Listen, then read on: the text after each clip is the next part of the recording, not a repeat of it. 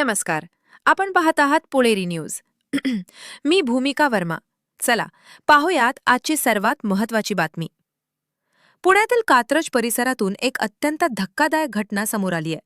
अवघ्या 17 वर्षीय गणेश रवींद्र मालवे याची निर्घृण हत्या करण्यात आली असून या घटनेने संपूर्ण परिसर हादरून गेलाय. नागरिकांमध्ये भीती, संताप आणि चिंतेचे वातावरण निर्माण झाले. घटनेची माहिती मिळताच भारती विद्यापीठ पोलीस ठाण्याचे अधिकारी तात्काळ घटनास्थळी दाखल झाले. पोलिसांनी वेगाने आणि प्रभावीपणे तपासाची सूत्र हाती घेत काही तासातच आरोपींना अटक करण्यात यश मिळवले. प्राथमिक तपासानुसार जुन्या वैमनस्यातून ही हत्या करण्यात आल्याचा संशय व्यक्त करण्यात येत आहे. आरोपींनी धारदार शस्त्रांचा वापर करून हा गंभीर गुन्हा केल्याची माहिती समोर आली असून या प्रकरणाचा सर्व बाजूंनी सखोल तपास सुरू आहे. याच दरम्यान भारती विद्यापीठ पोलीस ठाण्याचे वरिष्ठ पोलीस निरीक्षक श्रीमान मानसिंग पाटील यांनी मयत गणेश मालवे यांच्या नातेवाईकांची भेट घेऊन त्यांचे सांत्वन केले. तसंच त्यांना धीर देत या प्रकरणात निष्पक्ष व कठोर कारवाई करण्यात येईल अशी ग्वाही दिली.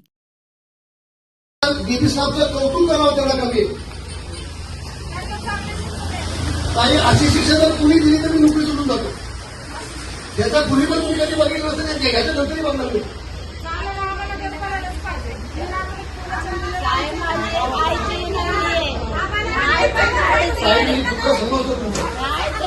आम्ही कुठेच कमी पडलो नाही. तुम्ही झोपले नाहीये, कपडे सुद्धा चेंज नाही, पुढे सुद्धा केले नाही.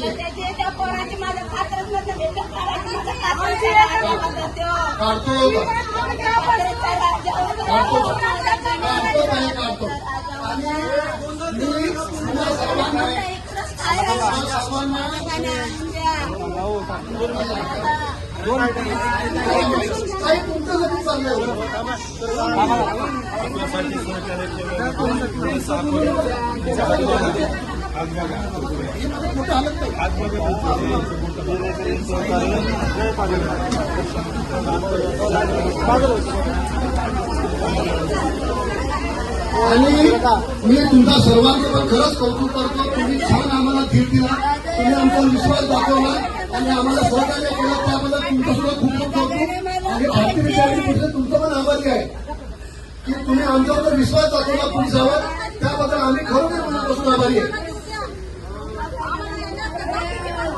अजून आम्हाला वेळ द्या, अजून 2 वॉन्टेड आहे, तुम्ही आम्हाला वेळ द्या, आम्हाला त्यांना पकडू द्या.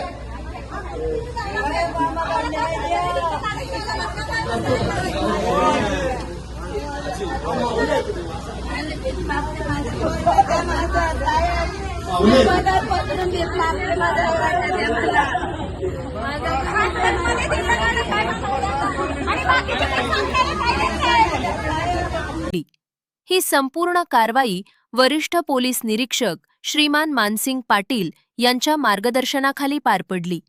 या तपासात पोलीस निरीक्षक कैलास कोरडक, सहाय्यक पोलीस निरीक्षक महिते, सहाय्यक पोलीस निरीक्षक थोरात, पोलीस उपनिरीक्षक मोकाशी, पोलीस हवालदार मंगेश पवार, धनंजय पाटील तसंच पोलीस कर्मचारी मितेश चोरमुले, चौधरी, सुतार, बर्गे, आगळे, सरपाळे, दायकवाड आणि साबळे यांनी महत्त्वपूर्ण भूमिका बजावली.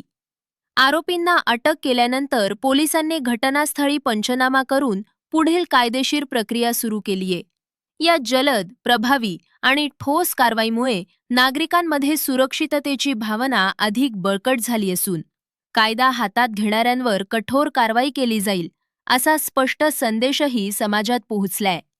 सध्या या प्रकरणाचा पुढील तपास सुरू असून हत्येमागील नेमके कारण, वापरण्यात आलेली शस्त्र आणि इतर संबंधित बाबींची कसून चौकशी करण्यात येत आहे.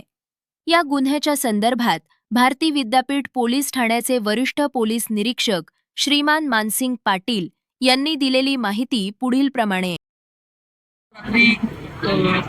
17 वर्षे विरुद्धची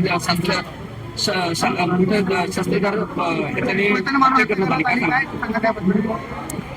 काल आम्हाला 10:30च्या दरम्यान एक खबर मिळाली. तात्काळ आम्ही स्पॉटला गेलो होतो. स्पॉटवरती आम्हाला असं दिसलं की एक मुलगा जो 17 वर्ष वय आहे तो जखमी अवस्थेत रक्ताच्या तळावर पडला होता.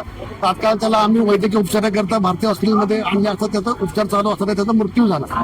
मृत्यू झाल्यानंतर आम्ही तात्काळ त्याच्यामध्ये 4 तपास पथकं नेमली. 4 तपास पथकामध्ये आम्हाला सुरुवातीला प्राथमिक जे सीसीटीव्ही फुटेज मिळालं त्याच्यामध्ये अंधार असल्यामुळे कुणाची चेहरेपट्टी नीट दिसत नव्हती आणि काही अंदाज बांधता येत नव्हता. त्यानंतर आम्ही माझे डीबी टीम जे आहे त्यांचं लोकल चांगलं रिलेशन आहे, त्यांनी त्यांच्या माहितीगाराबरोबर माहिती मिळाली. पण त्यानंतर असं कळालं की मृतकावर 5 गंभीर गुन्हे दाखल आहेत आणि त्यातले काही इसम सध्या बाहेर आहेत. तर त्यांनी जुन्या वादावरून त्याला मारलं असा प्राथमिक संशय होता. म्हणून आम्ही ते रेकॉर्डवरचे जे आरोपी होते ते उचलले, परंतु त्यांनी जी माहिती दिली आणि त्यांच्या संदर्भात आम्ही उलट तपासणी केली असता ते घटनास्थळाच्या फार दूरवर्ती होते. त्याच्यामुळे मग आम्ही अजून पुढे तपास चालू केला. तर त्याच्यामध्ये आम्हाला फुटेज प्राप्त झालं. फुटेजवरून आम्हाला 1-2 ज्या फुटेज आम्ही काही माहितगार लोकांना पाठवले तर त्याची माहिती आम्हाला भेटली. माहिती मिळाल्यानंतर त्यातील एकाच मोबाईल नंबर आम्हाला भेटला. तो मोबाईल नंबर आम्ही ट्रॅक केला. तर ट्रॅक केल्यानंतर आम्हाला असं कळालं की ते हडपसरच्या दिशेने सोलापूर हायवेला बाईकवरती चालले होते. फुटेजमध्ये पण असं दिसत होतं की ते 3 गाडीवरती 7 लोक आले आणि धारदार शस्त्रांनी त्याला वार करून पळून गेले आणि त्यांची ओळख काहीच पटत नव्हती. मग नंबर मिळाल्यानंतर तो नंबर सुद्धा चालू बंद होत होता. परंतु आम्ही माझी टीम जी आहे ते त्यांनी फास्ट काम केलं आणि ते एका ठिकाणी थांबले होते. आज अंधारात सगळे लपले होते. पण झालं असं की माझे 4 लोक त्या ठिकाणी पोहोचले. तर 4 लोकांनी ते सगळे धावत पळत गेले. पण माझ्या लोकांनी अक्षरशः म्हणजे खूप धावून पाठला करून त्यांना पकडलेला आहे आणि 4 आरोपी आमच्या ताब्यात आहेत आणि 3 आरोपी स्टाफ कमी असल्यामुळे पळून गेले. आता त्यांचा कसोशीने शोध घेत आहोत आणि हे सगळे जे आरोपी आहेत त्यांना आम्ही उद्या कोर्टासमोर हजर करून पुढील तपास करत आहोत. आरोपीमध्ये किती मायनर आहेत आणि किती तपास चालू आहे. अजून त्यांचं वयाची निश्चिती करायची आहे. असं पण सांगण्यात येतंय की जे मयत इसम आहे ते पूर्ण होता झाला नाही, त्याचं कारण आम्हाला असं समजलं की यातील एक आरोपी आहे त्याची बहीण कॉलेजला जात होती आणि आता मृतकाने 3 महिन्यापूर्वी तिला हे केलं होतं, म्हणजे धमकी दिली होती अशी प्राथमिक माहिती आहे. पुढील तपास चालू आहे. आणि सर अजून एक प्रश्न सर आहे की मयत इसम हा मोबाईलच्या दुकानावर गेला होता आणि असं काही प्रकार घडलाय. मयत इसम हा म्हणजे माझ्या डीबी स्टाफला आधी माहिती होती की ह्याच्या जीवाला धोका आहे. तो हा भारतीय विद्यालय पोलीस स्टेशनच्या हद्दीमध्ये राहत नव्हता. तो सिंहगड पोलीस स्टेशनच्या हद्दीमध्ये राहत होता. त्यामुळे तो इकडे कधी आला नाही तो एरियामध्ये. काल तो नेमका त्याच्या मित्रासोबत मोबाईल त्याने दुरुस्तीला टाकला होता कातर तलावच्या इथे. तर तो मोबाईल दुकानामध्ये मोबाईल घ्यायला गेल्यावरती त्याचा मोबाईल रिपेअर व्हायचा बाकी होता. त्याच्यामुळे तो 10-15 मिनिटं त्या ठिकाणी थांबला आणि त्या ठिकाणी हे लोक आले आणि त्याच्यावरती वार केले. कॅमेरामनसह आपले वार्ताहर प्रतिनिधी मोहनीश वर्मा सहित मी भूमिका वर्मा, पुणेरी न्यूज. धन्यवाद.